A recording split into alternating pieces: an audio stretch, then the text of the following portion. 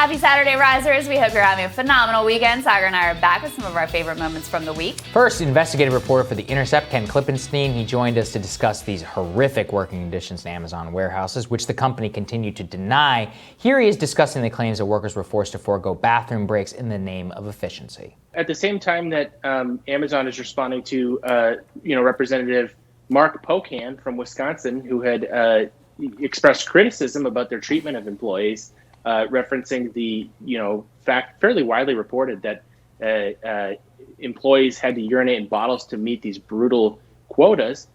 They denied that, and I, figured that wasn't true, but I had no idea the extent to which it wasn't true, because when I started talking to employees, they provided me with internal documentation showing that on a policy level, they had addressed this because it was so widespread and commonplace. And not just that, but that drivers were defecating in bags as well in order to meet these absolutely insane quotas that only got worse under the coronavirus pandemic, in that these documents show, and people told me, there didn't seem to be any sort of concessions made with respect to the quotas and the expectations placed on these drivers.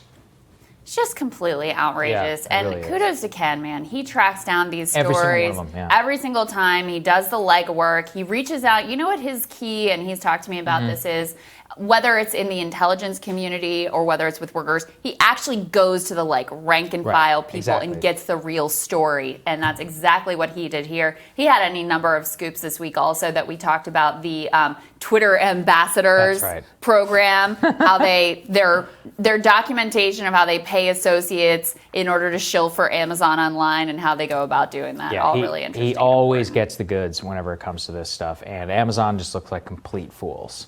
Founder of New Astro PAC, Chuck Rocha, he told us about a new study. It broke down the main issues that made Latinos vote for either Trump or Biden. Let's take a listen. There's some important things in this slide, and I know it's very busy, but this is why people voted. The question was, why did you vote for Donald Trump, or why did you vote for Joe Biden? But what was the issue that drove you to the poll? And in most of the polls that you and Krystal show folks in the morning, there's 200 or 300 or 400 people that get sampled in the congressional districts. Y'all, we talked to 5,000 Latino voters and took out the crazy Republicans, took out the crazy Democrats, and talked to just persuadable Latinos in Miami-Dade and in the Texas Valley. And this is why they said they voted. And you'll notice that COVID relief was the number one issue of why people wanted to vote. Overwhelmingly. Did you remember, did any of your reporting show Democrats running bilingual ads about COVID relief? No, we were running ads about pre-existing conditions and how bad Donald Trump was and how big a failure he was, when focus groups had told me all summer long that Latinos wanted to know what you were going to do to make my life better. Well, guess what would have made their life better then? COVID relief.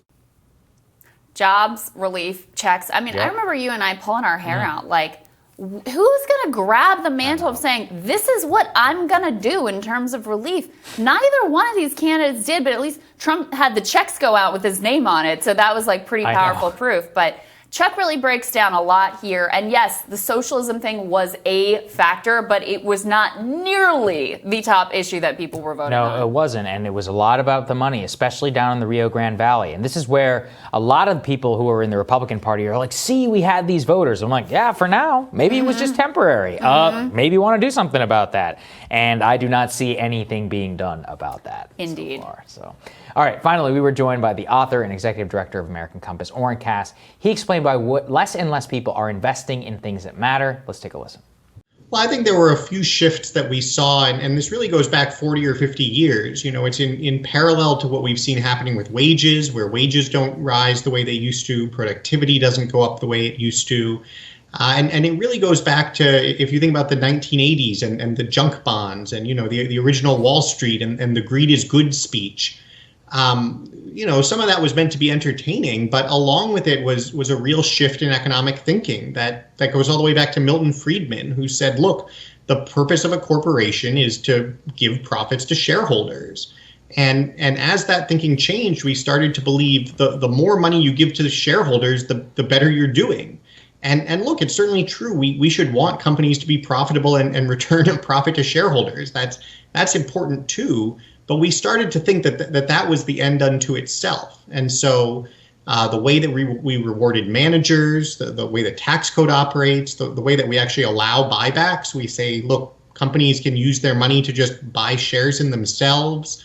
And then with that, the rise of hedge funds, the rise of private equity.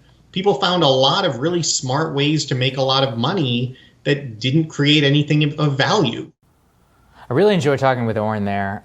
He had this new report, which basically just showed about how the lack of investment, which is actually important, is just not happening and being encouraged by the highest people within our society and especially in our economy. And it comes at the exact same time. I was just reading a story about Taiwan Semiconductors is going to spend $100 billion building their native semiconductor capacity. Meanwhile, our companies like Boeing are like buying back as much of their stock, and they can't even build a plane that flies, which, seems important if you're going to, be a competitor in the global economy. It just goes to show like financialization ruins everything, and we just need much stricter regulation around all. Yeah, I mean, we covered all the new billionaires during the pandemic. That's right. They were like all from hedge finance. funds. All vast majority of them are private equity guys, finance guys. Are they really adding anything to our lives? No, not. That does it for us. We'll be back later today with the week that was in media screw-ups. Make sure you hit the subscribe button. You don't miss any of our videos. Don't forget to like and share as well. Tomorrow, going to be back for another round of #RisingQs, and we will see you all then.